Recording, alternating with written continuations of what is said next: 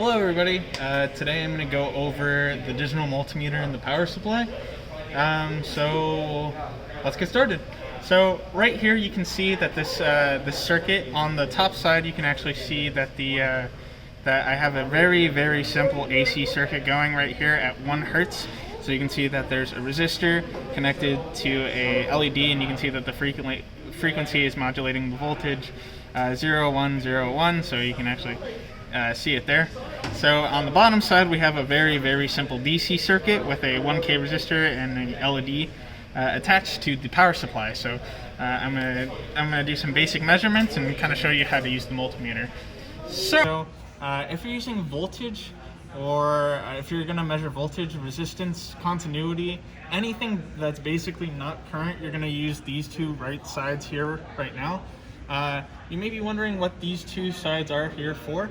That's for 4-wire resistance, and that tells you the resistance without the internal resistance of the wires that you are using. So unless you want really very specific resistances, you can just keep your 2 wires on this side. If you put it on these 2 sides and you try to measure voltage, it's not going to work. So without further ado, let's go ahead and test something. So to measure voltage, you want to make sure that your power supply is consistent, or there's always constant power being delivered to your circuit in one way or another. So right now I have 14 volts going into the DC circuit right now, so I'm just going to measure the voltage across this LED right now, or across the resistor.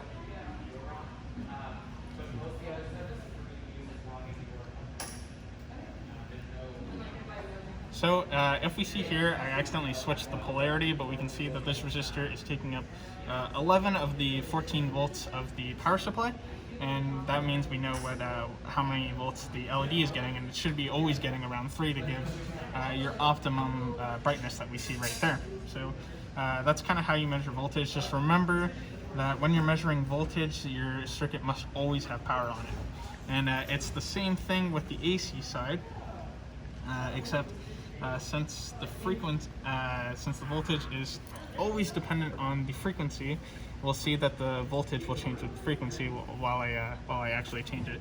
So the first thing we're going to do is we're going to actually see what the frequency is right now. So right now you can see that it's at 1 hertz, which is what we expected, since you can physically see the light going on and off. So I'm going to change that to 1000. And we can see that that the multimeter is telling us now that we just changed the waveform generator to 1000, which you can see right here. So again, I'll change it back to 1. And then when you look at the multimeter, you can actually see that it's 1 hertz. So now I'm going to actually measure the AC voltage given at 1000 hertz. So again, you can see that we're at 1000 hertz. And all I'm going to do is just shift to AC voltage like this. We're at 1000 kilohertz, and we can see that the light looks like it's constantly on.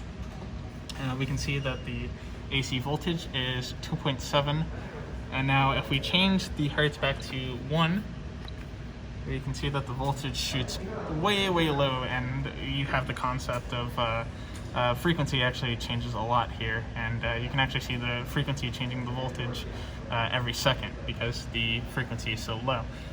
So because impedance is directly related to frequency, whatever frequency you're feeding into your circuit will change the voltage. Okay, so now we'll start measuring current. The way current works is we first want to shift the lead to the bottom side here, and that'll just make sure that you're actually measuring current, and we'll switch to DC current, so we're going to measure the DC current. So whenever you're measuring current, it's always going to be the same thing, and what you want to do is you want to make sure that you're making the digital multimeter in series with your circuit. So what that requires is you're going to have to physically break your circuit in some way. So I'll turn off the power here.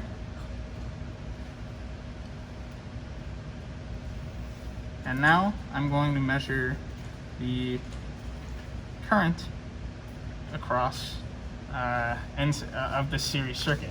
So the way I'm going to do it is, because this is a diode, I'm going to make sure the positive lead is on the left and the negative lead is on the right, because power is flowing in this direction.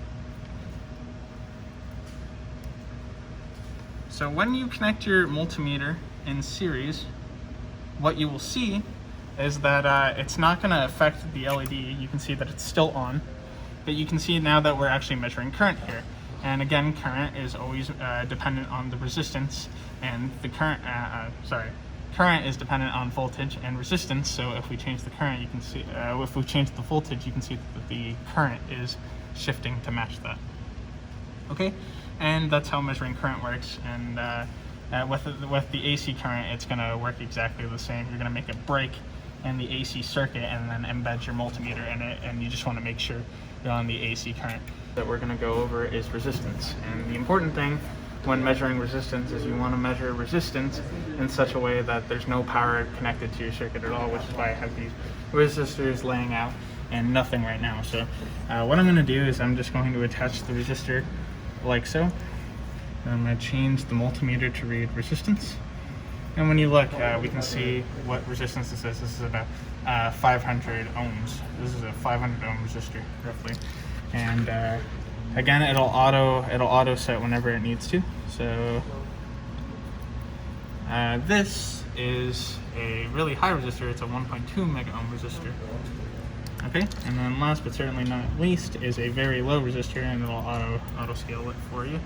So this is around a 5 ohm resistor. So you can see that right there. And the way it works, the reason why your multimeter can't be, or like the resistor can't be connected in power at all, is because the multimeter is sending a known current into the resistor and reading the voltage and computing V equals IR and computing the resistance value. So if your resistor is in a circuit, then you'll have impeding currents and the resistor won't know what to do.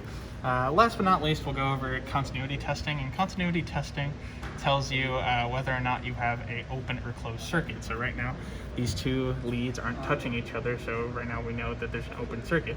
But when they touch each other, you know, and you hear that beep, you know that it's a closed circuit. So this comes in handy if you're, say, working on a very, very, very large circuit, and for some reason it may lose power, but you're not actually sure where the sink in power is coming from. You want to connect a bunch of different probes at different areas, and you want to hear that beep. When you don't hear that beep, that's where you know something isn't properly connected, and you'll see that open. But ideally, let's say we were connected to just about anything, you should always hear that beep.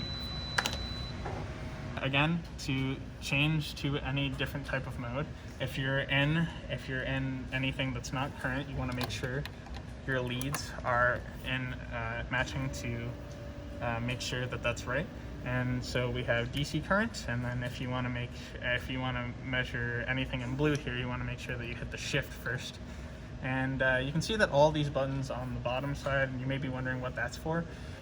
So it depends on what mode you're actually on. So if we're on the resistance right now, you can change what your range actually is. So if you know you're going to be working in the mega ohm range, you can actually change the range to be there. But if you change the range manually and you measure something that's not at all what it's supposed to be, like say you know you're going to be in the microamps range, but you measure a whole amp, you're going to destroy the fuse. So try to leave it on auto. It won't really change anything else. And the rest of these, you usually don't have to change it, so I'm not really going to go over that. So now we'll actually go over the power supply. So the power supply is very easy to go over. So you have all of these different leads right here.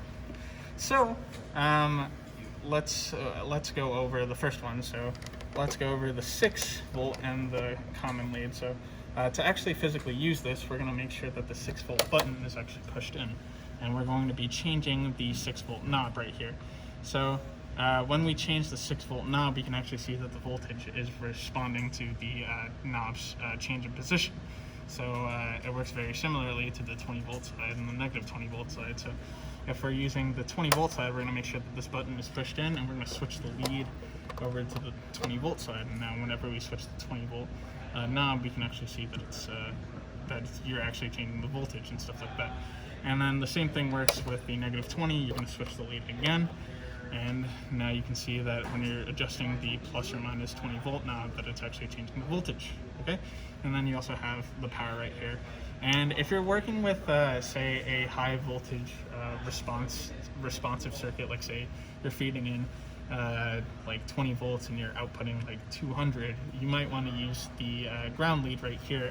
This is true ground, so we're always going to have, I guess, if your circuit were to short, it would actually be funneled into the earth and not you, which is what you want. So if you're using a high-powered circuit, consider using the ground lead. Last but certainly not least, we have the concept of tracking ratio, and you're going to use this, say, if you're working with op amps or something like that. So right now it's at fixed. So if we go over to the plus 20 volt side, we can see that you're at 16.36 volts, and if we go to the negative 20 side, it's going to be at the exact same magnitude, just on the opposite side of things. But if we change the tracking ratio here, that ratio isn't going to be the same. So now on the negative side, it's at 5.41, but on this side, it's at 16.34. So you would use this, say maybe you're working with op amps and you want a negative 5 volt on the common side, and like maybe 20 volts on the other side. That's how you would use it, and you would have multiple leads connecting from one place to the other. So that's how the tracking ratio works. But that's the power supply and the multimeter in a nutshell.